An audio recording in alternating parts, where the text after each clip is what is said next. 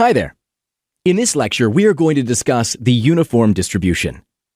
For starters, we use the letter U to define a uniform distribution, followed by the range of the values in the dataset.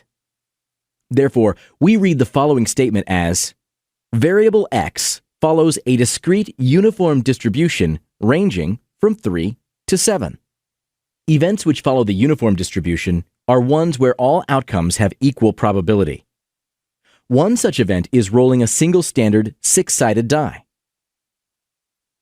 When we roll a standard six-sided die, we have equal chance of getting any value from 1 to 6. The graph of the probability distribution would have 6 equally tall bars, all reaching up to 1/6. Many events in gambling provide such odds, where each individual outcome is equally likely. Not only that, but many everyday situations follow the uniform distribution. If your friend offers you 3 identical chocolate bars, the probabilities assigned to you choosing one of them also follow the uniform distribution.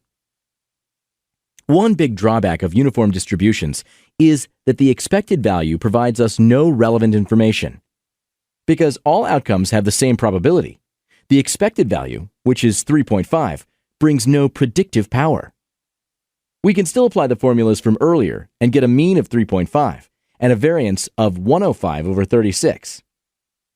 These values, however, are completely uninterpretable, and there is no real intuition behind what they mean.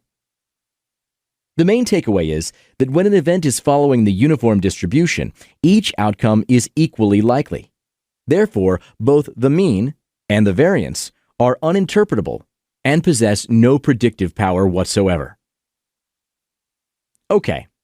Sadly, the uniform is not the only discrete distribution for which we cannot construct useful prediction intervals. In the next video, we will introduce the Bernoulli distribution. Thanks for watching.